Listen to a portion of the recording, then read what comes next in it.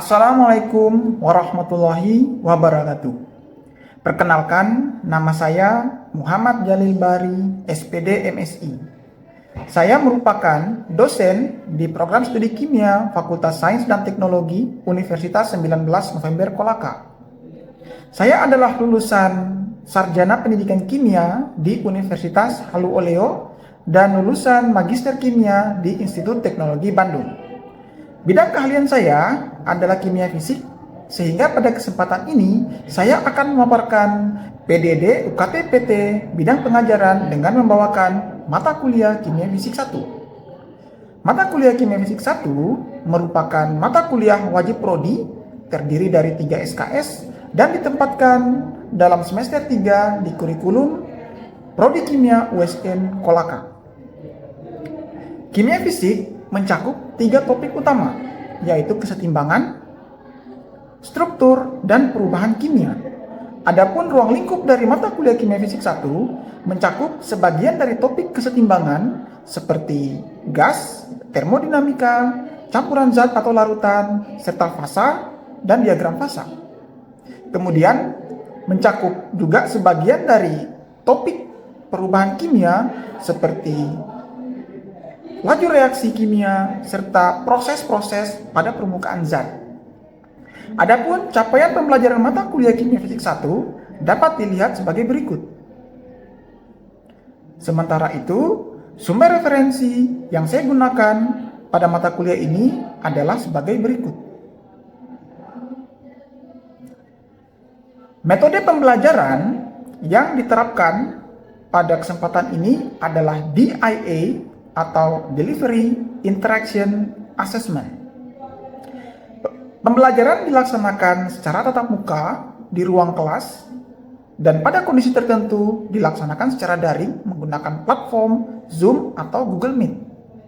Media pembelajaran yang digunakan terdiri dari PowerPoint dan papan tulis dengan kegiatan utama mencakup kegiatan pembuka, isi, dan penutup.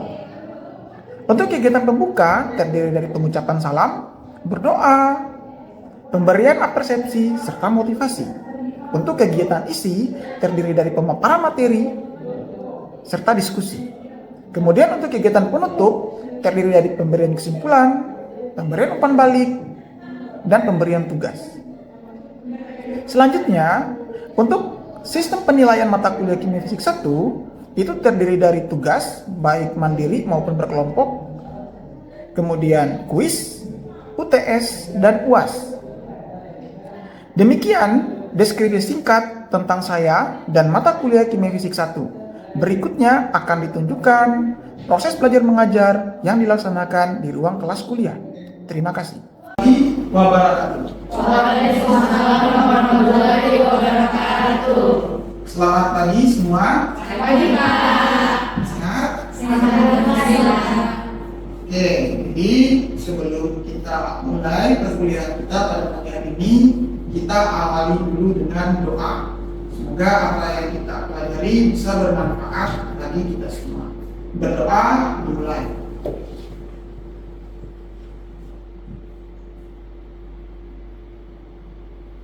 Selesai. Oke, jadi pada pertemuan sebelumnya, pertemuan 1 dan 2, kita sudah membahas materi tentang gas, ya, baik itu definisi, hukum-hukum, persamaan, hingga perbedaan antara gas ideal dan gas nyata. Pada hari ini, di pertemuan ketiga, kita akan membahas topik baru, yaitu termodinamika kimia. Ya? Nah, sebelum membahas lebih jauh tentang termodinamika kimia, terlebih dahulu saya mau tahu, ya, tentang kira-kira menurut kalian, ya, ini salah satu kasus ya yang ada di termodinamika, mengapa pada suhu ruang es itu mencair secara spontan, dan bagaimana dengan proses sebaliknya, apakah spontan juga atau tidak? Apakah ada yang bisa menjawab? Saya Pak. Ya, silakan. Karena suhu es jauh lebih rendah dibandingkan dengan suhu lingkungannya. Bagus sekali jawaban dari Ella ya. Jadi benar ya, es itu akan mencair ketika suhu lingkungannya itu lebih tinggi dibandingkan es, ya. Jadi itu adalah alasan kenapa di suhu ruang es akan spontan mencair. Nah, khusus untuk kata spontan, ya di sini maknanya tanpa kita berikan energi eksternal atau energi dari luar, maka es itu akan mencair. Ya, asal kondisinya seperti ruang atau kondisi dengan suhu yang seperti kita ada sekarang ini, ya, maka akan terjadi spontan, reaksi yang spontan. Sekarang bagaimana dengan proses sebaliknya?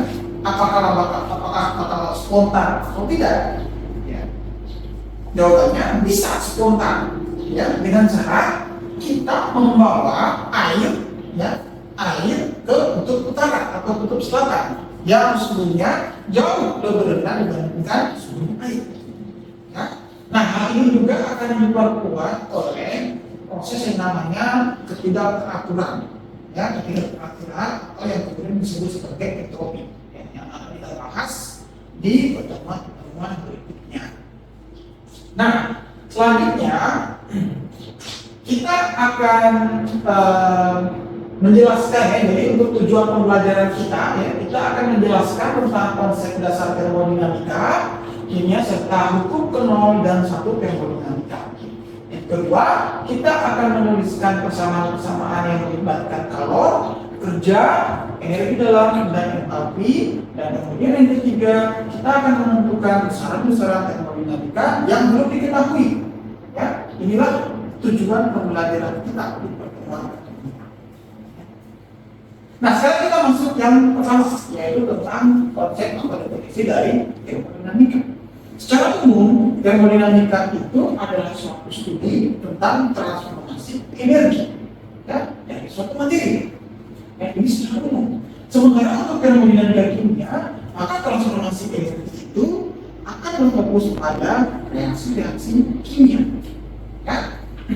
Di sini ada sedikit ilustrasi, ya, ada gambar yang di kiri itu berwarna merah, ya, yang memberikan kode untuk panas. Sedangkan yang sebelah kanan itu warna biru yang menunjukkan benda yang bersuhu lebih dingin. Ya. Di situ kita lihat bahwa aliran panas atau energi akan mengalir dari benda yang lebih panas atau suhunya tinggi ke benda yang lebih dingin atau suhunya rendah. Dan proses ini adalah proses yang spontan. Okay.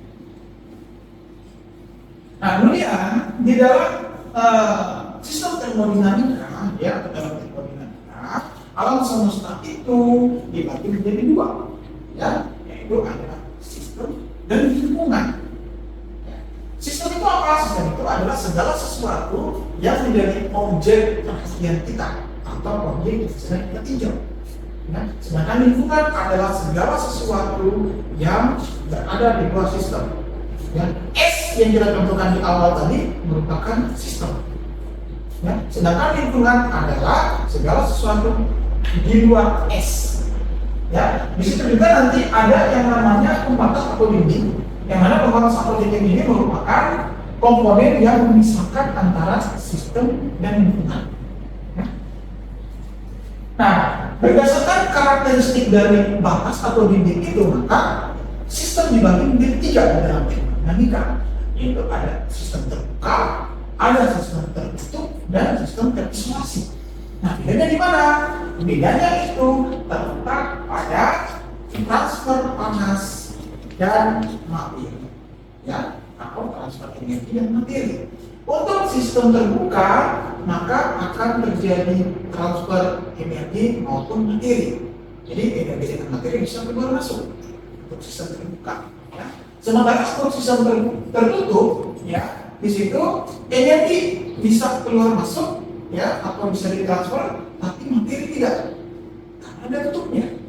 Ya. Kalaupun dia mau keluar materi misalnya air, maka dia kumpul jadi permukaan tutup. Ya. Tertutup. Dan yang terakhir ada sistem terisolasi. Nah, untuk sistem ini maka baik sistem baik energi maupun materi itu tidak bisa keluar masuk. Ya, dia terkurung di dalam dan dicontohkan pada termos, ya. Kalau yang lain itu pada sistem kita pada cangkir yang tertutup, sedangkan yang tertutup itu hanya cangkir yang punya. Ya. Nah, untuk bagian ini apakah ada yang mau bertanya? Ya, silakan. Berdasarkan slide yang Bapak tampilkan kan ini kondisi airnya dalam cangkir itu panas. Bagaimana jika kondisi air dalam cangkir itu dingin? Oke, terima kasih ya sudah ada yang bertanya. Jadi meskipun tadi saya tidak menyebut ini air panas atau air dingin, ya, tapi kita anggaplah penjelasan awal saya adalah air panas. Ya, jadi meskipun air panas maupun air dingin, ya, maka proses penguapan itu bakalan tetap terjadi. Ya, bahkan di suhu 0 derajat Celcius pun air itu tetap akan menguap. Bedanya di mana? Kalau pada suhu tinggi penguapan itu lebih cepat terjadi, dan pada suhu rendah proses penguapan air itu berlangsung lebih lambat. Ya, jadi mau air dingin, air panas, penguapan itu tetap terjadi atau proses pertukaran materi itu tetap terjadi. Ya, sudah bisa dipahami? Oke, jadi itu ya untuk sistem dan lingkungan. Berikutnya kita masuk ke hukum penuh termodinamika. Nah, untuk bagian ini mungkin tidak terlalu banyak informasi yang perlu diberikan.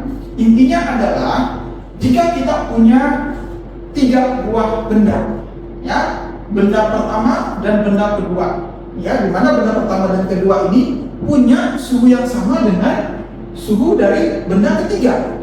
Ya, jadi benda 1, 3, 2, 3 suhunya sama. Ya, maka otomatis benda 1 dan 2 juga punya suhu yang sama. Itu yang kemudian dikatakan sebagai kesetimbangan termal. Sehingga hukum Coulomb itu identik dengan hukum kesetimbangan termal. Ya. Nah, sekarang kita masuk ke hukum satu termodinamika. Di sini kita akan membahas tentang beberapa parameter termodinamika seperti energi dalam, kemudian kalor, kemudian kerja, dan entalpi. Kita bahas satu persatu, mulai dari kalor. Kalor itu adalah energi yang berpindah karena perbedaan suhu. Atau kalor juga bisa kita katakan sebagai energi yang menyebabkan perbedaan suhu pada suatu materi. Ya. Sementara itu, untuk hubungan energi dalam, kalor dan kerja itu dituliskan seperti yang ada di slide, ya. Delta U sama dengan I plus W. Delta U itu adalah energi dalam, Q itu adalah kalor, dan W adalah kerja. Ya. Di sini sudah ada kesepakatan untuk tanda dari masing-masing persamaan tadi, ya. Jadi kapan dia positif dan kapan dia negatif?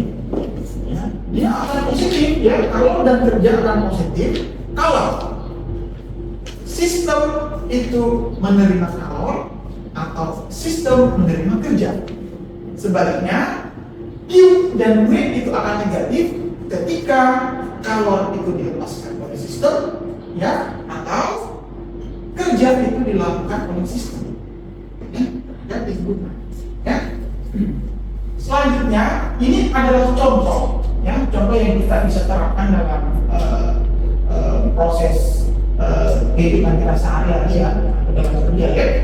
Itu misalnya reaksi penguraian kalsium karbonat, ya, menjadi kalsium oksida dan karbon dioksida.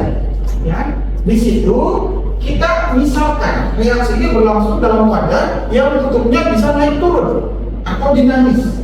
Ya, maka yang semula itu isinya kalsium karbonat semua yang berupa padaran, ketika bereaksi atau dipanaskan, ingat reaksi ini butuh suhu yang sangat tinggi untuk bisa terbentuk produk CaO dan CO2. Ya. Nah, maka ketika reaksi sudah berlangsung, seiring berjalannya waktu, maka CO2 dan CaO bakal membentuk. Si CaO tetap akan menjadi padatan, sementara CO2 itu berupa gas. Nah, gas ini kemudian bisa mendorong tutup sehingga nanti bakalan naik tutupnya. Ya, kalau naik artinya sistem itu melakukan kerja. Ya, kalau melakukan kerja maka kerja itu negatif. Ya, sementara reaksi ini berlangsung pada energi tinggi, artinya perlu energi. Kalau perlu energi benar punya positif. Ya, seperti itu, ya.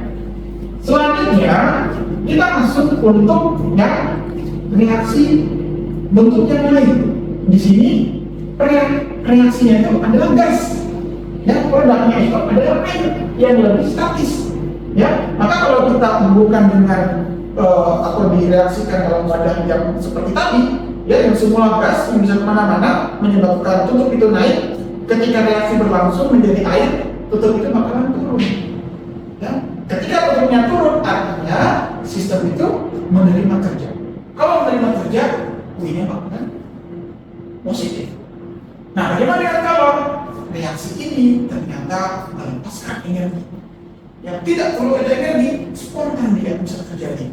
Ya, kalau spontan, maka Q-nya, ya, atau kalornya itu dilepaskan. Ya. Sekarang kita masuk ke energi dalam. Ya, kita masuk ke energi dalam. Jadi setiap materi itu punya energi dalam. Ya, baik itu atom atau molekul.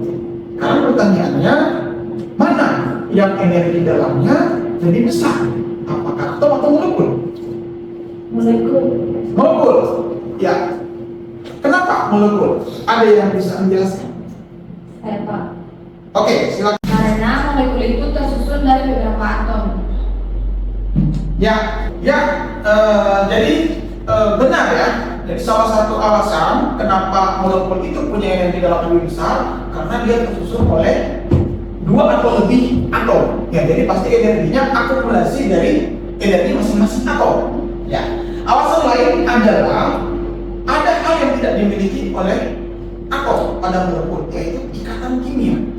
Ya, ikatan kimia itulah yang kemudian menambah energi dari molekul. Misalnya, jika pada atom yang energinya itu cuma ada energi translasi dan energi elektronik, sementara pada molekul selain energi translasi elektronik juga ada energi ikatan, ya, kemudian ada energi vibrasi, energi rotasi, ya, dan itulah yang menyebabkan energi dalam dari molekul itu menjadi lebih besar dibandingkan energi dalam atom. Bisa dipahami? Bisa. Oke.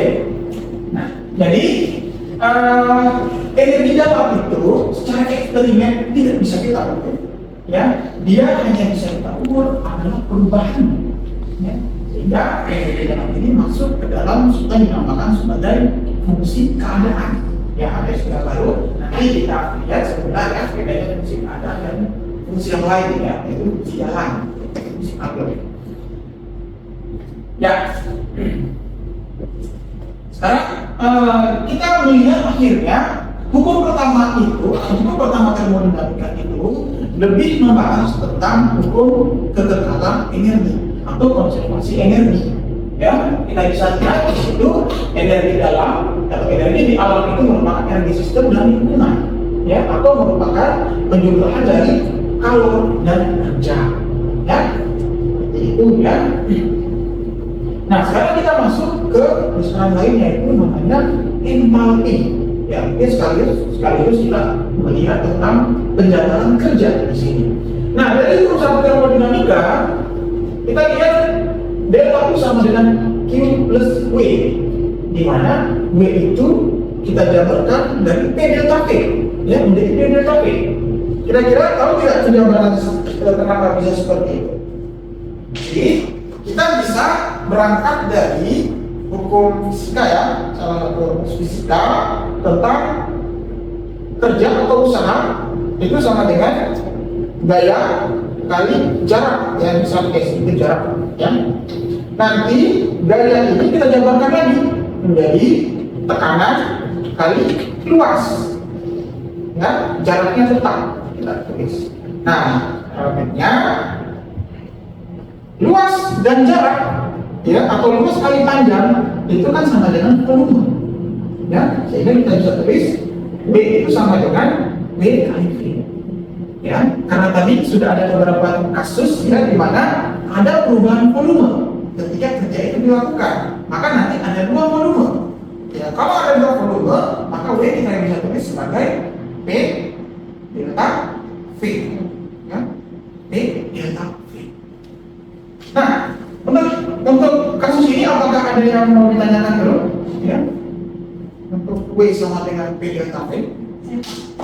silakan Vina.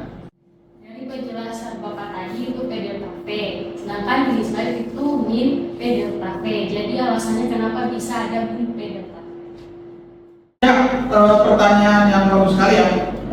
Kenapa bisa tiba-tiba di situ min ya, sementara di tulisan saya tadi W itu sama dengan P delta P. Nah, jadi gini, dari kesepakatan di awal tadi ya, jika sistem itu melakukan kerja, maka W itu kan harus negatif ya. Sementara kalau sistem itu melakukan kerja, maka akan terjadi peningkatan volume. Kalau peningkatan volume berarti P2 atau P akhir akan lebih besar dibandingkan P awal. Ya, kalau saya tidak kasih negatif, ya maka ketika sistem melakukan kerja itu maka tandanya itu bakalan tetap positif.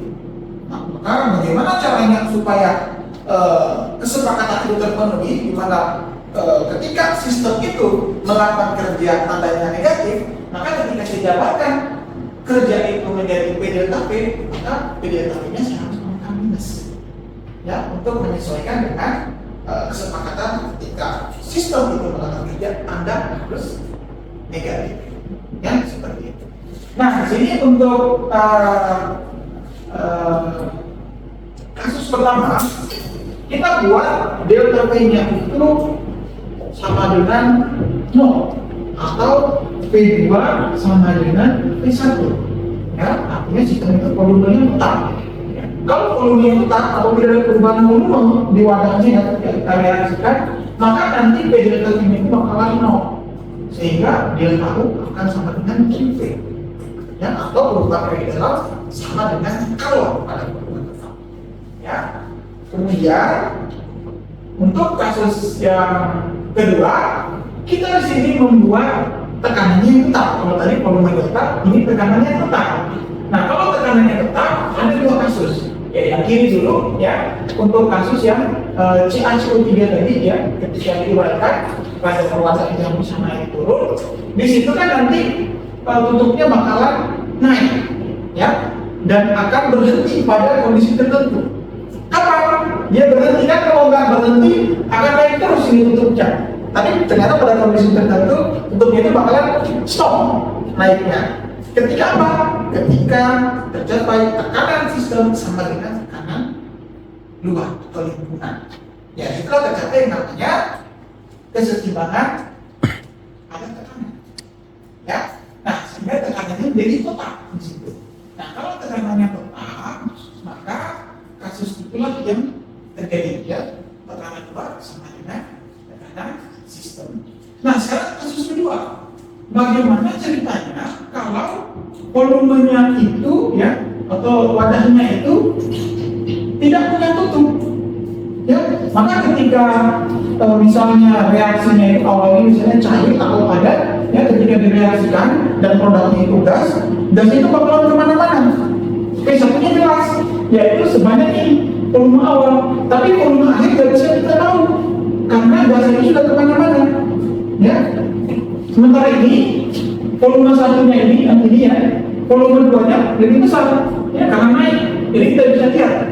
Kalau ini kita nggak bisa lihat. Ya, apa yang harus kita lakukan kalau kondisinya seperti ini?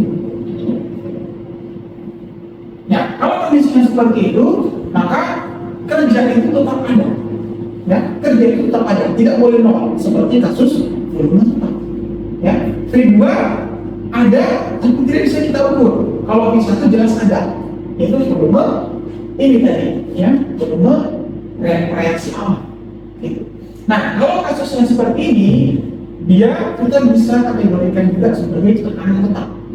Ya, nanti bedanya kita harus menentukan dulu delta V-nya seperti apa kondisinya. Ya, kalau untuk ini rumus umum untuk kalau ada tekanan tetap. Ya, delta U plus delta V. Itu sebenarnya dikalkulasi lagi berarti rumus satu termodinamika. Nah, sekarang bagaimana kita mau lihat delta V-nya? Ternyata kita boleh asumsi, ya, ketika V2-nya terlalu besar, ya, V2-nya terlalu besar, maka nanti delta V-nya itu akan sama dengan V2. Ya, angka misalnya 1 miliar dikurangi 0,1, ya pasti kan masih sekitar 999 juta lebih, ya, hampir 1 miliar lah. Kita anggap 1 miliar sama juga dengan ini. Ketika V2 terlalu besar, maka ketika diselisihkan dengan V1, kita anggap selisihnya itu sama dengan V2 saja. Ya. Sehingga nanti kita gunakan hukum dari gas ideal, ya, yang VNRT untuk menjelaskan atau menuliskan rumusnya V2. Ya, nanti V2 kita dapat dari sini, karena V2 tidak bisa kita ukur, maka kita bisa menggunakan mol, tekanan gas ideal, suhu, dan tekanan eksternal, ya, atau tekanan luar. Karena nanti T eksternal dengan ini akan saling meniadakan, tinggal tersisa ERT. Kita bisa menentukan W hanya dari NRT, ya, atau V, ya, yaitu sama dengan NRT, ya. Oke, jadi disitulah kita bisa melihat bahwa fungsi keadaan selain energi dalam itu ada volume, ada tekanan, dan ada suhu. Ya, sementara untuk fungsi jalan itu contohnya seperti kalor, yang kerja itu untuk fungsi jalan. Ya, jadi inilah rumus untuk W, ya, untuk V. Kemudian kita kembali ke persamaan ini, ya. Jadi QP akhirnya delta U plus P delta V, ya, di mana P delta V kita bisa membagikan menjadi NRT tadi, ya, NRT. Nah, di sini menjadi aneh karena ini fungsi keadaan, P fungsi keadaan, delta V juga fungsi keadaan. Tapi ketika ini kita jumlahkan, maka menghasilkan kalor. Kalor itu fungsi jalan, tidak sinkron. Penjumlahan dari fungsi keadaan jadinya fungsi jalan. Ya, maka dibuatlah suatu istilah baru, ya, yang kemudian kita kenal sebagai entalpi untuk menggantikan kalor pada tekanan total. Ya, sehingga muncullah di sini delta K atau perubahan entalpi. Di mana perubahan entalpi ini adalah fungsi keadaan. Yang beda. Di sini entalpi ini adalah fungsi keadaan, kalau itu fungsi jalan. Ya. Nah, ini tadi cuma penjabaran saja, ya, bagaimana kita mengotak-atik supaya bisa menemukan kesamaan dari perubahan entalpi. Ya, ini perubahan entalpi selain delta U plus W bisa juga, atau delta U plus P delta V, di sini kita pakai delta U plus delta P NT. Kalau wadahnya tidak punya tutup, ya, sehingga volumenya itu tidak kita pusingkan lagi seperti untuk yang P delta V tadi. Apakah ada pertanyaan sampai di sini? Ada pertanyaan? Tidak ada. Oke, nggak ada lagi yang mau ditanyakan. Materi hari ini cukup sekian, ya. Jadi kita sudah membahas tentang konsep termodinamika, ya, mulai dari definisinya, kemudian sistem dan lingkungan, termasuk hukum-hukum termodinamika yang membahas tentang kalor, kerja, energi dalam, dan entalpi. Nah, untuk berikutnya kalian saya kasih tugas, ada 2 nomor. Tolong tugas ini diselesaikan sekarang, ya, dan dikumpul saya tunggu sore, ya, sore jam 16.00. Ya, kalau tidak ada lagi, terima kasih, ya, atas perhatiannya. Semoga apa yang saya sampaikan itu bisa bermanfaat. Kita berjumpa pada pertemuan minggu depan. Wassalamualaikum warahmatullahi wabarakatuh. Waalaikumsalam warahmatullahi wabarakatuh.